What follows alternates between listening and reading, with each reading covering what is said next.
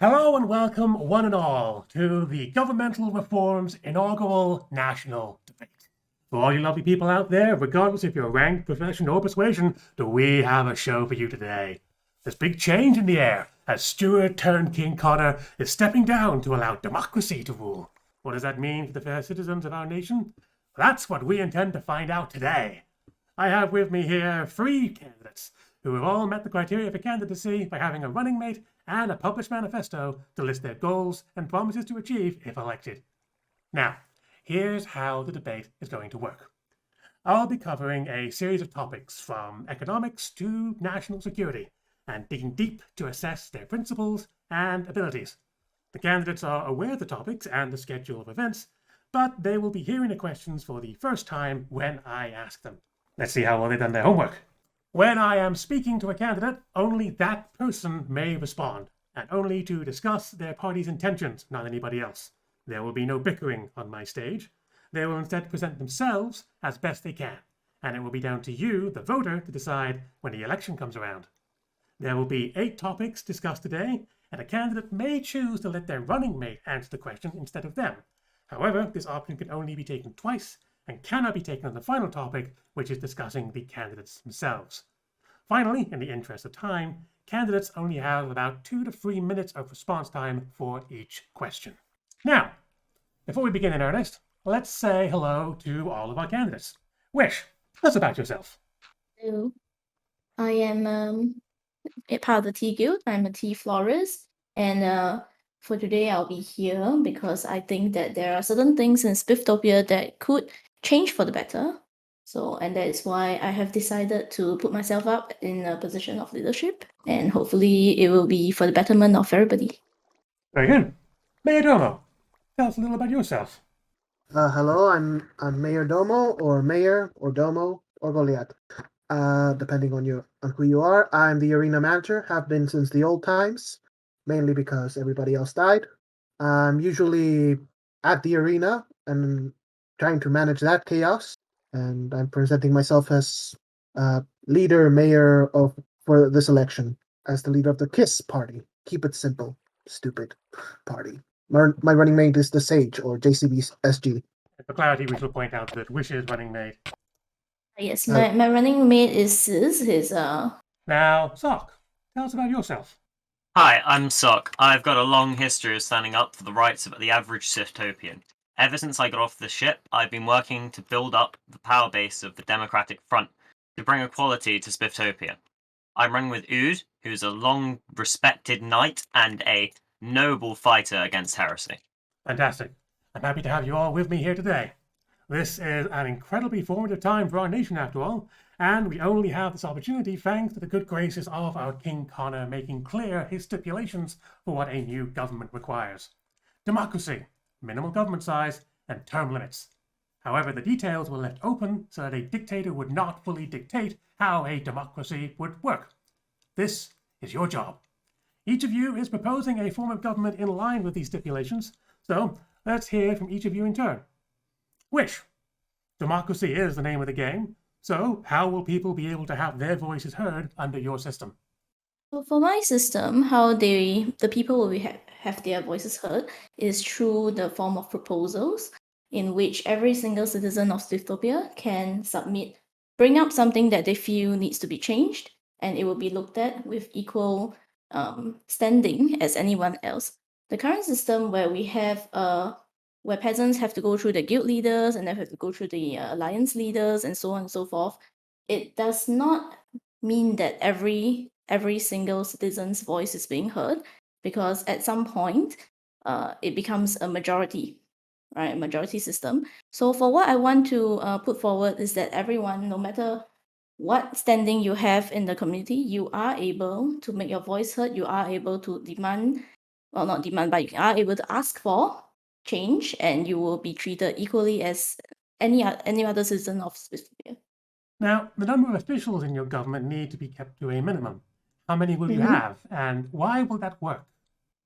The plan is that the number of officials in forms of the government, it will be myself as the president, as well as the vice president, which is my running mate is, and Beyond that, we will have a number of advisors that are chosen for their expertise in certain areas, and these advisors do not have to be in a position of, like, for example, guild leader. They could be just your average citizen who is an expert in this area, right? So, for example, let's say we have I'm not going to single out anybody, so we'll say citizen A, who might be really, really wonderful at talking about how the government can communicate with everybody else. So they might become the advisor for communications, for example. Very good. And what are your term limits? How long is a term in power, and how many consecutive terms can a party sit for?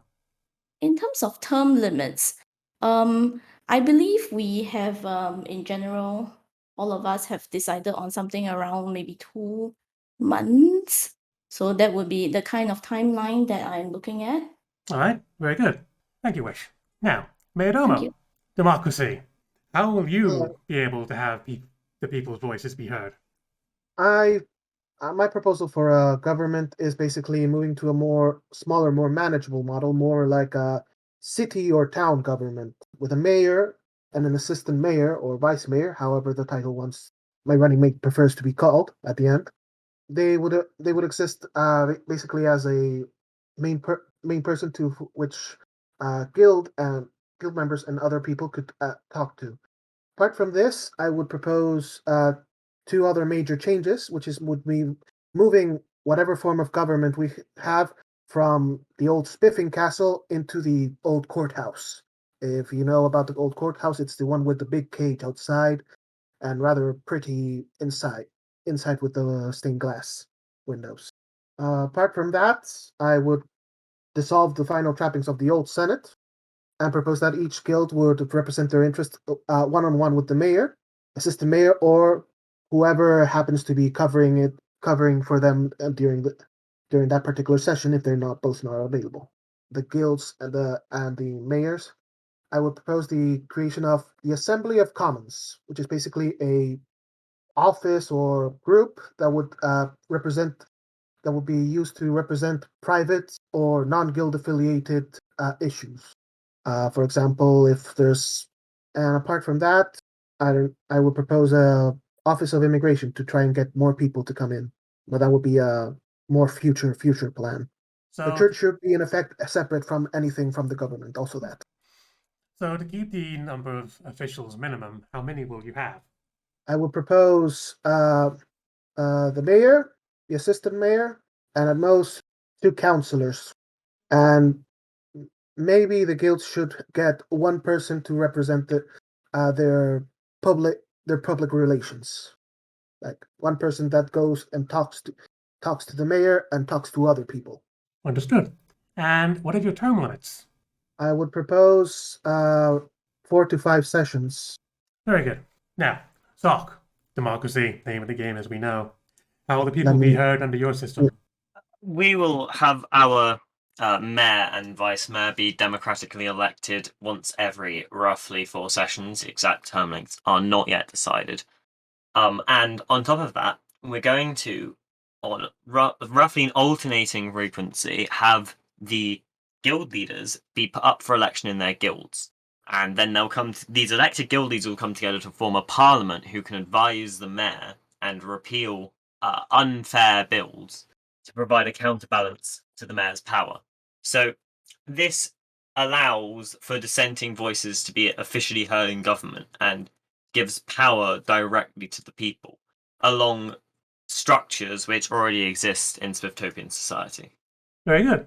So, about the number of your group of government officials, then, how will that be kept to a minimum? The only official proper government people will be the mayor and vice mayor, with other people below them coming into separate guilds and other organizations. Very well. And then your term limits. A mayor will only be able to sit for 2 consecutive terms, whether that's as mayor or vice mayor. There won't be any term limits on guild leaders, however, because there's only a limited pool of individuals who even want that job. Understandable. Very well then. Now, one thing that does concern everybody is guilds. Except perhaps the church.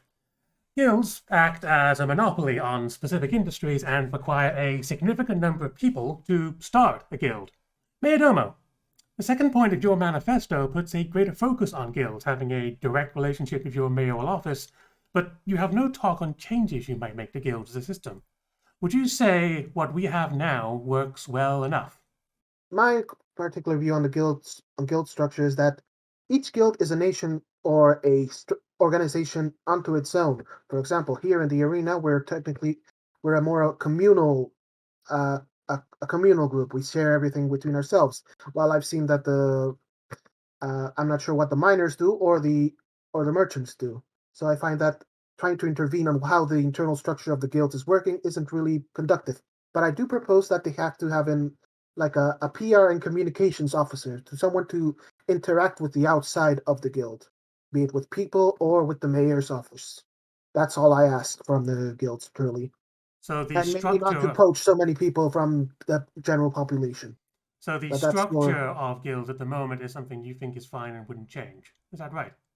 basically apart from the creation of a PR communications officer, who I find that I don't have a view on what each guild does enough or their internal structure to truly intervene on that part, nor how they function. Okay then. Sock, your manifesto is quite clear on government communicating changes it might make to guilds themselves. Do you have any planned changes you would make to communicate now? To the way that guilds set up, or to the way that the government communicates with the people? We're talking about guilds at this point, so any changes for guilds, whether that be for better or some needs, whatever changes or prospects you might have for guilds, do you have plans for them? Well, we'll be bringing the treasury more directly into government, creating a civil service guild to handle the little jobs which don't need to be taken on directly by the vice mayor or a private organisation, and entirely reorganising the police alliance into the citizens' militia, basically revamp national security. Other than that, there's no major changes planned for any guild that hasn't been written about in our manifesto. Good to know. Thank you very much. Wysh, your manifesto seems to show you are keeping guilds as they are and including something new called factions. How can the public be assured that this won't cause confusion and undue complications to society? All right. So guilds as they are, we are keeping them as they are, and just to add on, there are also plans for certain guilds to be brought into the government itself, just like Sok has said. For example, the police, treasury, as well as the courts, because I feel as they are part of the government, and it does not make sense to treat them as like a private entity. For factions, what the plan is that right now we have the alliance system, which is where guilds are grouped by function, and that's not very fair in terms of if certain guilds don't get along, or if certain guilds feel like they do not want to be allied to certain other guilds. So what I'm proposing is that you can form a faction of your own volition. Membership can be by guild or by individual, and you basically it's like it's your friends, right? You can declare to everybody that, hey, we are in a group together, right? We are going to work together. For example, even if our functions are vastly different, for example, maybe, let's say you're a member of the scribe, but you want to be, in a faction together with the members of farmers, for example, you can do that. So it gives everybody a little bit more freedom in terms of how you want to ally yourself with each other. And it also allows groups that have certain concerns to have a little bit more of a common voice, in the sense that, for example, if certain people want there to be more environmental concerns of how we are doing our mining, how we are doing our farming, things like that, they can group together and bring their concerns up as a group. So that's what the factions system is meant to do. So, do factions then have any kind of legal protections or abilities? When you say legal protections, what do you mean exactly? A guild is known as a guild and it exists in law, so Mhm. which means they are able to do certain things, Mhm. give certain people Ah, rights. So, okay. what do factions offer to people other than to be banning under a single name? At this point in time, there are no plans to offer factions things like, say, permits. Those will still be there'll be guild permits, there'll be individual permits, but there are no plans for faction permits and so on and so forth yet. So at this point, because it has not been put in practice yet, in the future that might change, but it's not tested. So I cannot say that I will allow factions to do so and so and have it enacted and put in place before things actually move along. All right, understandable. Very good. Next, we'll be discussing the economy. It's a large and delicate thing that affects everybody and is susceptible to big and small changes. Sock, your manifesto states your intention to nationalize the Treasury. In a practical sense, what does this mean for both those working within the Treasury and for the taxpayer? Nationalising the Treasury means that the government has more control over what people's taxes are being spent on. So the people, through the Parliament, where they can elect their representatives, and through the Mayor, who they elect directly, can affect what their taxes are being spent on, which means that we don't have funds wasted on inefficient projects. As far as the actual organisation of the Treasury itself, I don't know that it'll change that much, but it will definitely allow us to increase transparency. Should help with keeping the government answerable to the citizens. Very good. So then, Wysh, your manifesto states you will stabilize the economy with a combination of increased government spending and minimum wage. Given you also plan to bring military, law, and infrastructure under state employ, how do you propose to fund and manage all these changes? So obviously, if they're under state employ, they would be paid by the state. They would be directly employed by the state. So the problem here is how do we strike a balance through taxes as well as through infrastructure.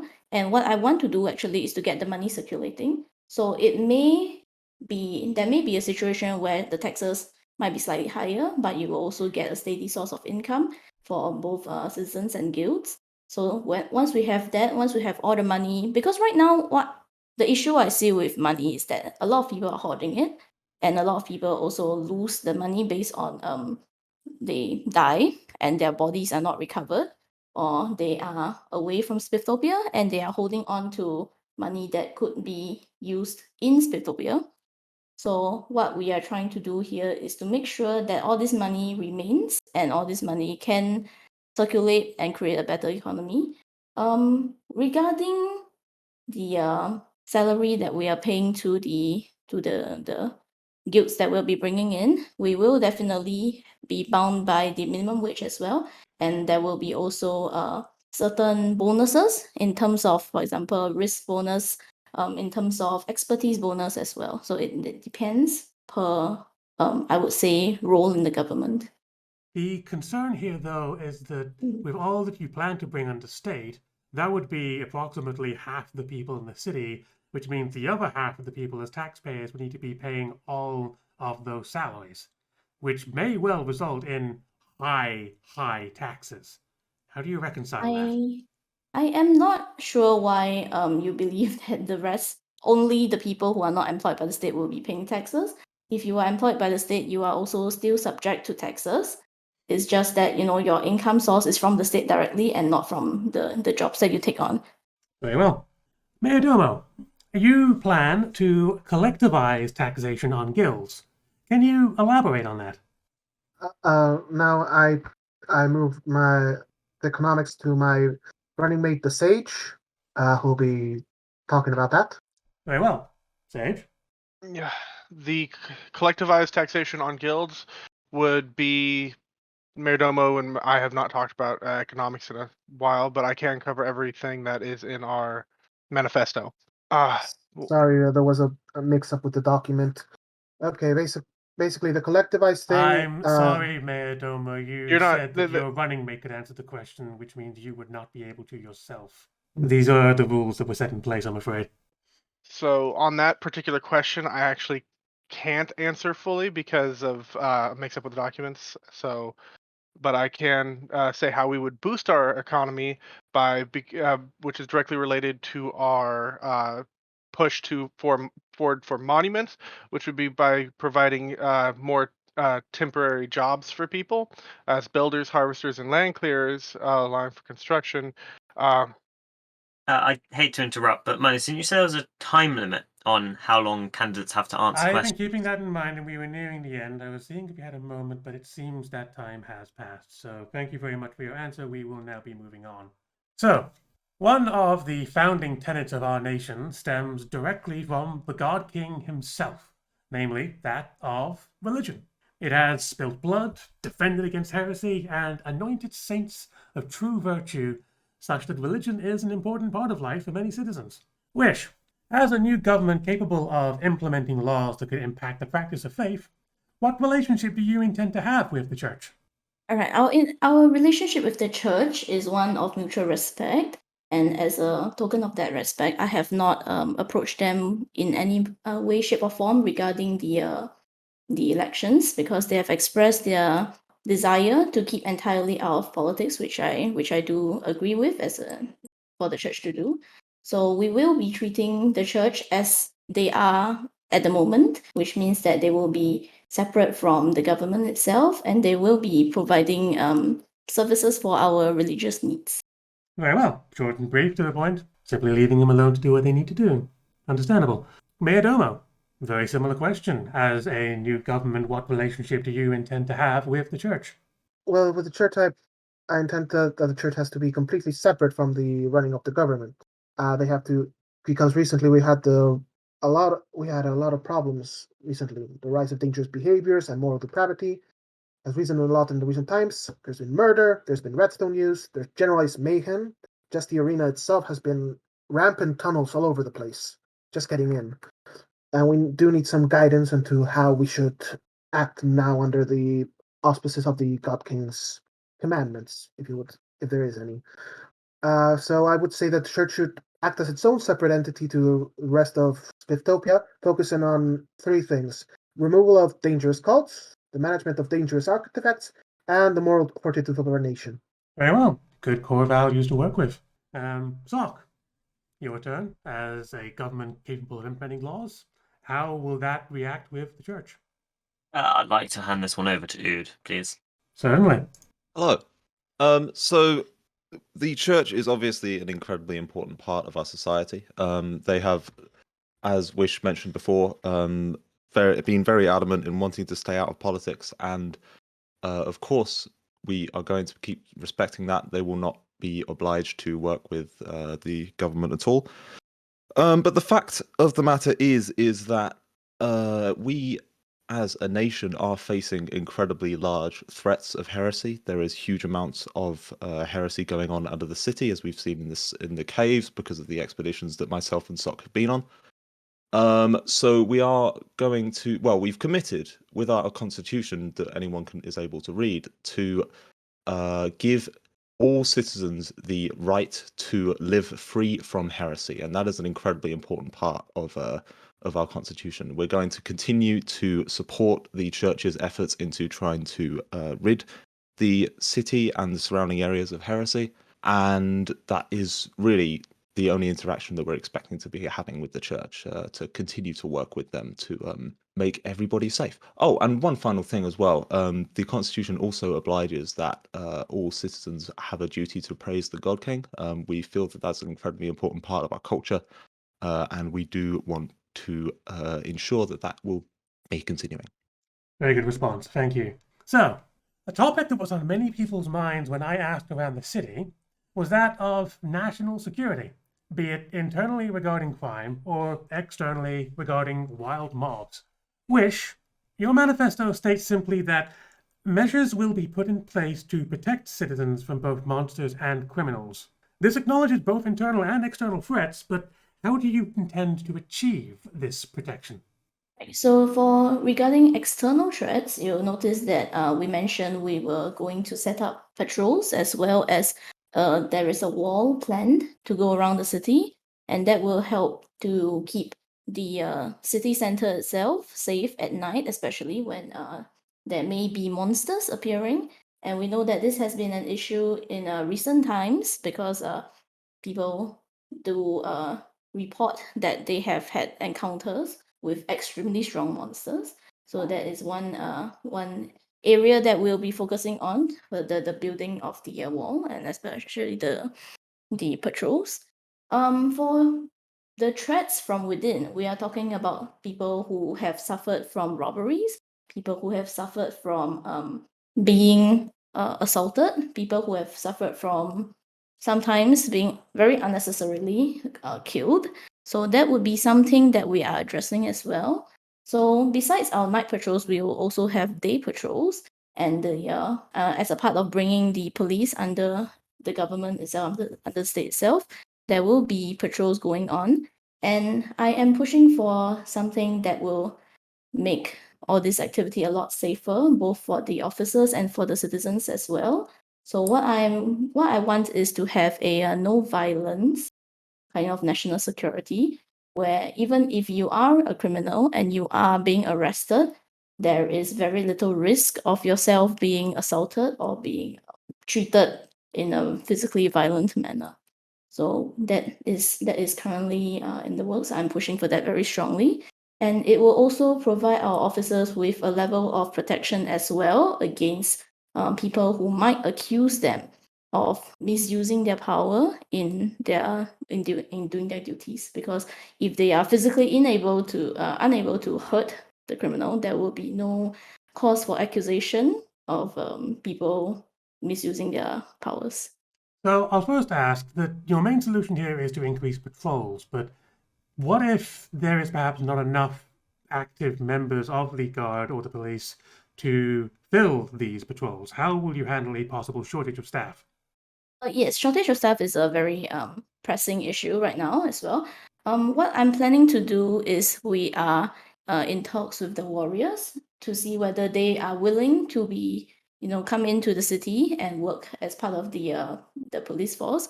If they are unwilling to be brought into the government, we will hire them as private contractors as well, and that will help to bolster the rather dramatic shortage that we have at the moment. Very well, thank you. Mayordomo, one of your edicts aims to combat crime by stating unlocked chests left out in the open are not the subject of theft. Do you think this security measure will be enough for the people?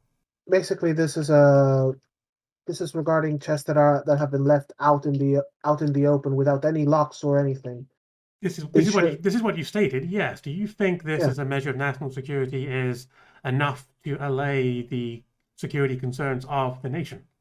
No, it's not enough. But an improvement in the use of locking blocks and chests would be an improvement towards generalized security and regarding criminality. I'd also promote the creation wearing of armor on the part of all citizens, and also maybe the inclusion of chainmail to the list of allowed armors for everybody, and maybe some research into how chainmail is actually made, because it's mysterious. It's a mysterious type of armor.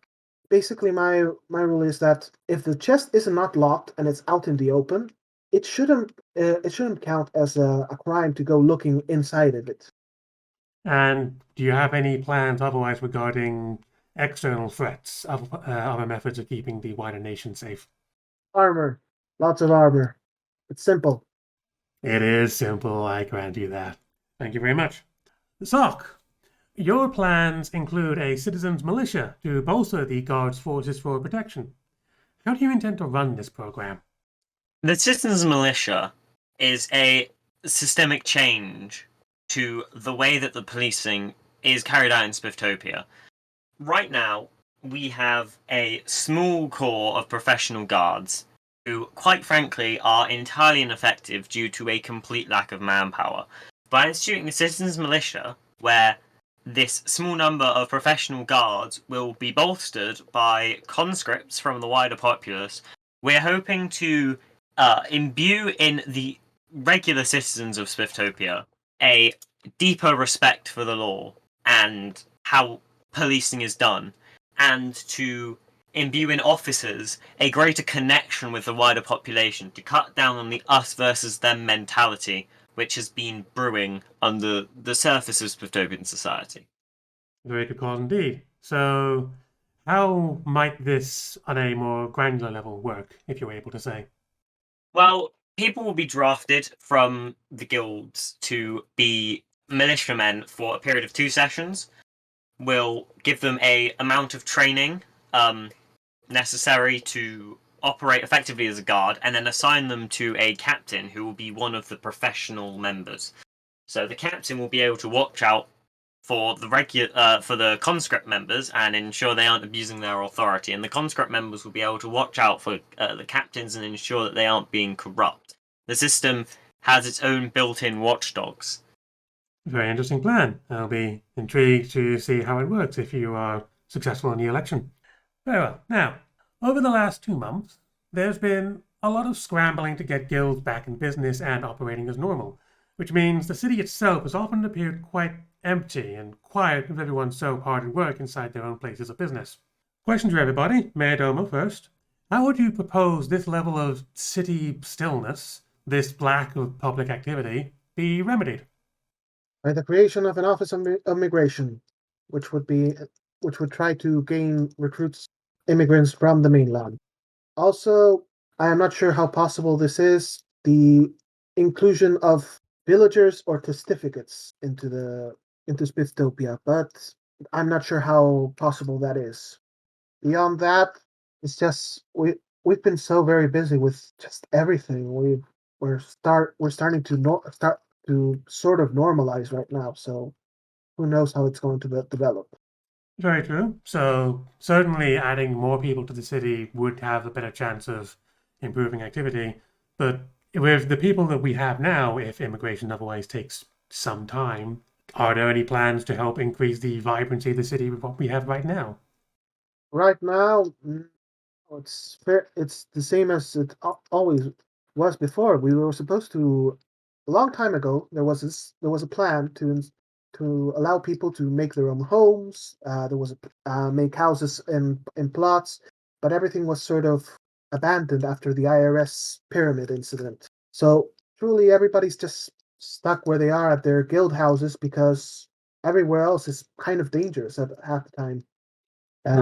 Understandable concern. Perhaps national security might be able to help that, but fair enough. Sock, how would you propose we bring some vibrancy, some public activity back into the city? I've got a 2-step plan. Well, slightly more than 2 steps, but there's 2 main parts. Part 1 is to complete the housing initiative. If the city's nicer to be in, more people will want to be there. It's quite a simple cause and effect relationship. So the housing initiative, if you aren't aware, is something that me and one of my guild members pioneered, in which the areas of the city are sectioned out and then renovating. This helps. It lets us make things pretty. It lets us zone areas and ensure that there's actual reasons to visit areas of the city instead of just having big blocks of housing and then small islands of more wider use buildings.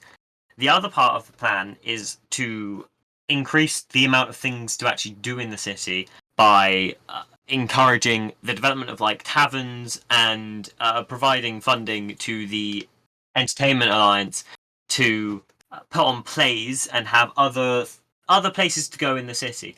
And then on top of that, we'll also create incentives for individual members of society to start their own small businesses, which can fill up the little plots which don't necessarily have the space for Guild HQ or which aren't being used for housing. So all in all, this should give a lot more reasons for people to actually stay inside of the city rather than just throwing up a big city wall and forcing people to be there. A grand plan. Fair enough. Wysh, same question to you. How would you, as a new government, propose ways to boost the activity of the city? I would like to hand this question over to Sis, my running mate. Hello. Hello, Sis. Welcome. Thank you. Yes. So I've got a plenty of ideas for how to liven up the city. I've already have a few on my record, so to speak, as well. Having the tour through Spifftopia for all the new beginners. Having 2 events in the arena, and the third one in the quarry jump was also an idea by me. So just yeah, it was great fun. So having more events like that, I've got more ideas, of course, and also using the city wall to make sure that people stay inside of the city or are, sort of held inside of the city at night so we can do more RP during night is another idea. Moving the guilds into the city as far as possible have, of course, been part of this as well. I can't take all the credit for that, of course, but that is part of this livening up of the city, as is the demolishing of empty buildings so that we can make new ones, of course. Oh, it does sound like you have a decent resume and ideas for more, so... Thank you. Yes, well, thank you, and let's see how they may go. Now, with the royal decree to dissolve the zoning board, combined with a mandate for guild buildings to be brought closer into the city, as mentioned, proper management of infrastructure projects is going to be crucial. Sock, what do you intend to do for the development and long-term improvements of our city? Most of the development and long-term improvement of the city will be handed over to the Civil Service Guild, which will have stuff like a planning office. That should help us to be able to centralize our ideas, and then we can hand that over to the Builders Guild or the FBI with contracts, which will be able to be purchased and then worked upon. Overall, by using this more centralized method and following initiatives like the Houseman Initiative, we should be able to, in the long term, direct Spifftopia to be a nicer place to live overall. Very well. Sounds like a good plan. Wysh, same question as for all candidates in this case. What does your government intend to do for the development and long-term improvements of our city? If we are talking about the physical city, as we all know, Spifftopia City was built mainly in a state of rushing for survival, and therefore it is not the most pleasant looking of cities. So what we're going to do is in 3 parts. Firstly, to remove any unnecessary buildings, as Sis has said before, and we are also going to make sure that the roads are straightened out and they make sense. There are currently many small, tiny alleyways that people, including myself, do usually get lost in. So having a proper road system would go a long way to making the city look and feel better and be a better place to walk around in.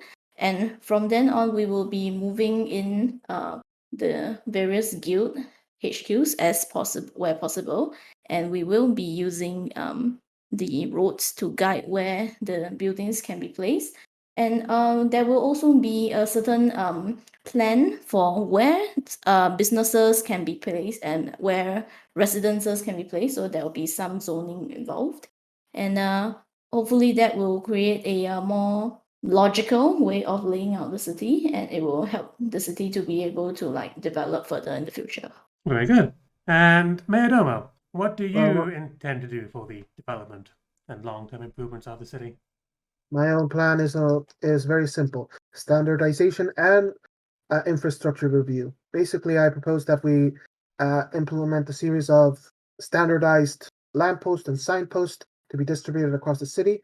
And then once we've decided for that, we should review the how the routes are supposed to look like. Are they supposed to make it a cobble? Are they supposed to mean packed dirt? What are they supposed to look like? And from there, we can start to beautify from there once the essentials are put, because it's getting a bit dangerous out there at night. That is certainly the case, yes. Also, it's getting a bit confusing because I'm just using Hardelof's Tower as a guiding point, or the T sign. I go from T sign to Hardelof's Tower, then the arena. That's how I get around. And yeah, standardization and road review. Very good. Thank you. Now, finally, our last topic, our planned topic at the very least. While the name of the game is democracy, ultimately you, as the candidates here, would be stepping up as a leader of our nation. And the people want to know more about you who would be leader. So it's time to get a little personal. Mayordomo, you currently serve as a member of the Entertainment Alliance, which, over a recent 2 months of activity, has provided not much in the form of actual entertainment. What experience and credentials do you bring that the people could rally behind? Basically, I've been arena manager ever since the old days, mainly trying to keep the arena staff and alive and fed during the entire just tumultuous time of the old the old times during the old times and the current progression that we had right now. In essence, I've been just trying to manage the chaos as much as chaos can be managed, and it's been hard. I'll admit that. Been very hard and traumatizing. I still remember when the fishing guild flooded the arena. We spent weeks just trying to fix that, and yeah, but I kept at it, and that's the thing. I've kept at it. I've tried to keep at it, and even though we haven't been able to make as many entertainment cases, we've learned a lot from each case. Mainly to keep a tighter lid on the whole betting thing, and yeah, Could you and elaborate stop on the betting thing? and also as a personal thing, I'm still angry at you, Wish, for the last time you I with the will Connor have Bro no thing. bickering here, please. No, it's just a thing. I am annoyed by the chaos and the destruction in the arena and the mess after the whole Connor Bros incident. I was annoyed by that. Well, candidates are here only to discuss themselves, so I will end your I time. my Thank you very much for yeah, taking my things annoyance is elsewhere. noted. Ood, is Doc available now? I am. Hello. Sorry. Did you hear your question? Not at all. Then, my question to you is, how would you defend your involvement in the attempted coup held on August 21st? I had no part in the organisation or planning of that sham of a coup attempt. When I stood up to speak, it was merely in defence of the rights of the average Spiftopian to oppose an unelected dictator. If I hadn't been there, who knows what could have happened? Who knows how far Wysh might have taken her heinous attempt at seizing power? So your defense is simply that you were trying to speak for the people, and you claim you had no intention of actually seizing power directly away from our good king. Well, if you were there, Monies, you'd remember that all I called for was a vote, and for the people to have their representation in government. It's my one principle that I have stood for ever since I stepped off the ship to our fair nation. Very well. Wysh, you have a very similar question. How do you defend your involvement in the attempted coup held on August 21st? And further to that, under what authority were you acting under when you passed judgment on one bearing King Connor's resemblance? All right. So for the coup, I will say that my regret is that it did not go as planned, which would be ideally ending with myself in power. So unfortunately, things did not go as planned. What happened was that we have received word that there was somebody who was imposter of King Connor at that moment, and we did check, and King Connor was not on. So what we have done is we captured the imposter, and we decided to hold a trial.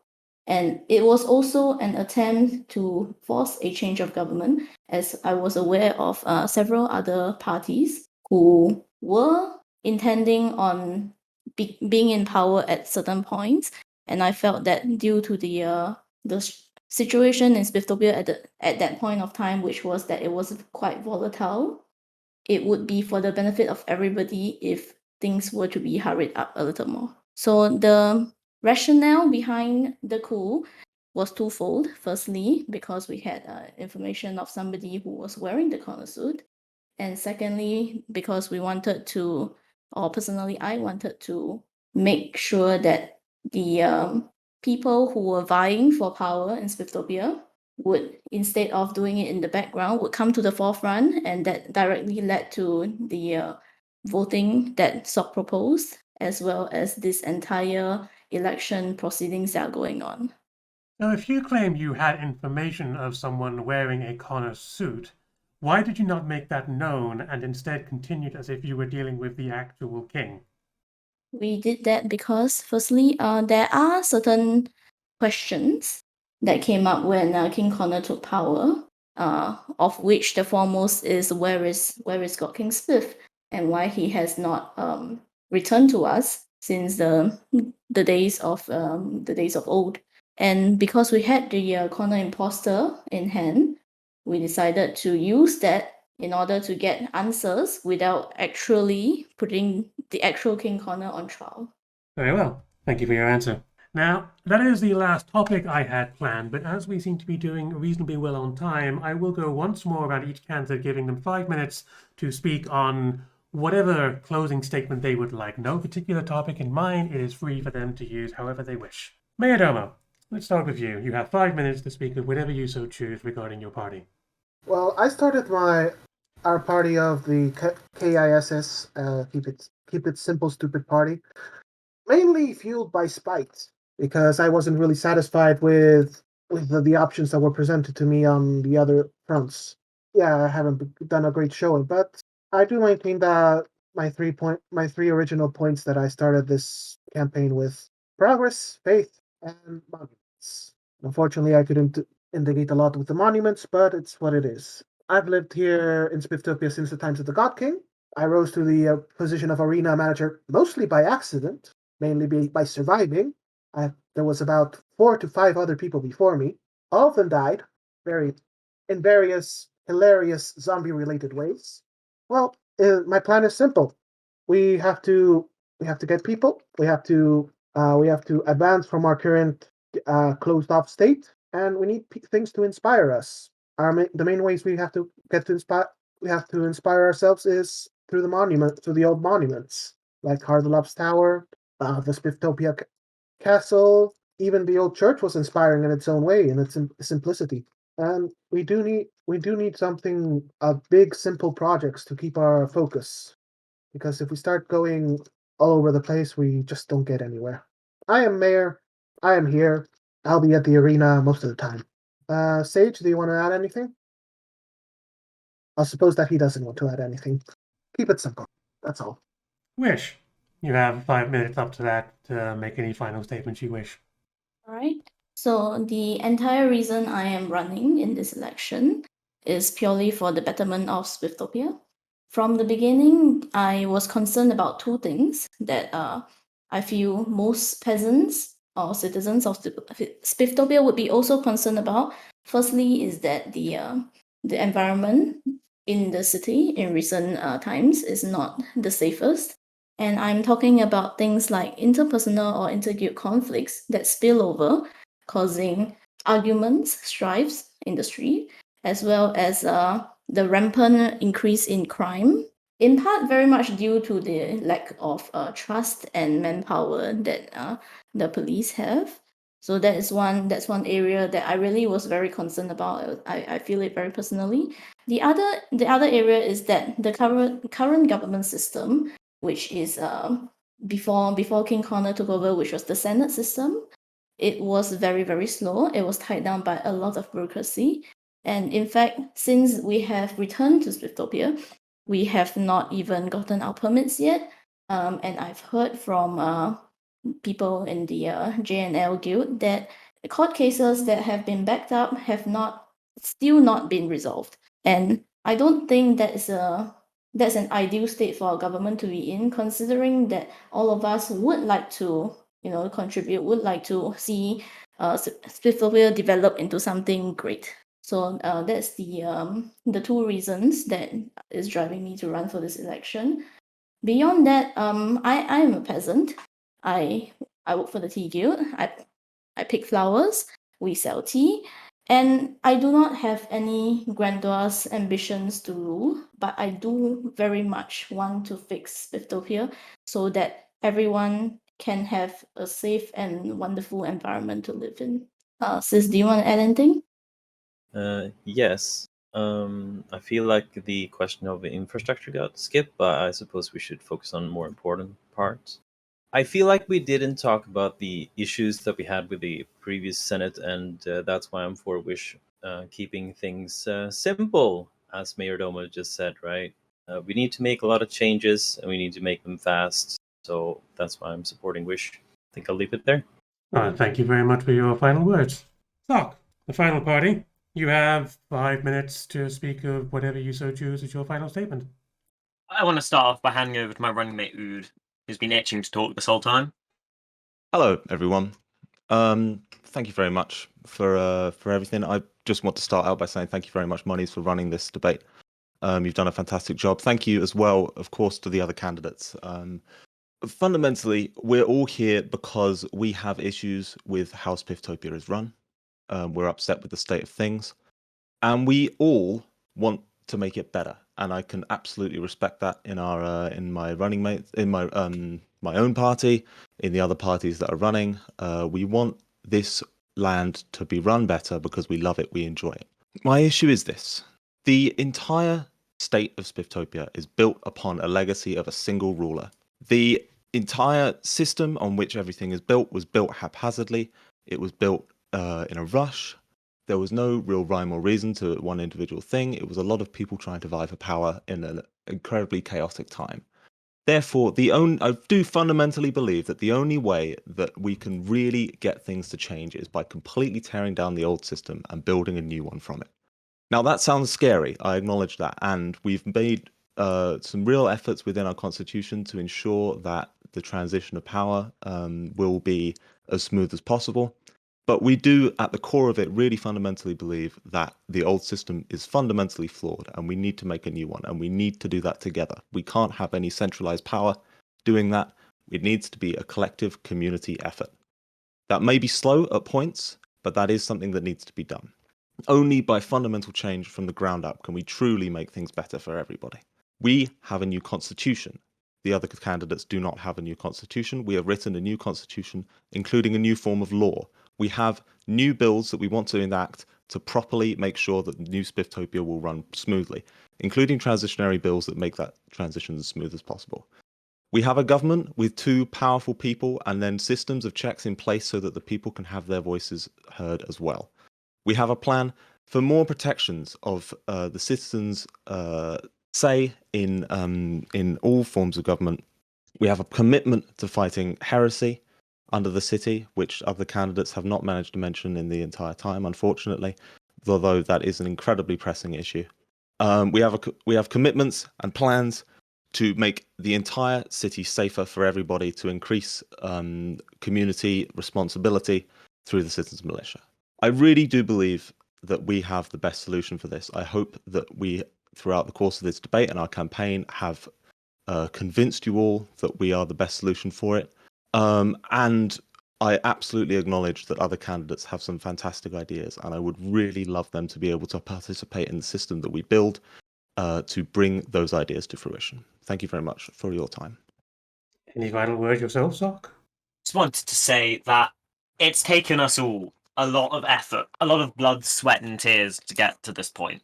Spifftopia has come a long way since we first landed here, and a lot of that progress was made at the behest of an absolute monarch. But that absolute monarch is gone, and we need, as a society, to come together to move past those old, archaic systems of power. I think uood is absolutely correct that the only way that we can actually enact lasting and systemic change is by building these systems together. And I think the best way of doing that is through parliamentary democracy, which is what we've aimed to institute through our bills and through our constitution. I am extremely thankful to everyone here who has participated in the debate, and I'm even more thankful to the people of Spifftopia for lending us their votes. That's all. And what a wonderful note to end on. And we will end there, so thank you all the candidates and running mates for showing up. Thank you all citizens for tuning in and hearing what had to be said. So now it is down to you to take what was said, to make up your minds, and when the voting happens next week, vote for who you wish to run the government and the nation for you in the coming future. Thank you very much. I have been the Lord of Moneys. I will see you all around. Goodbye.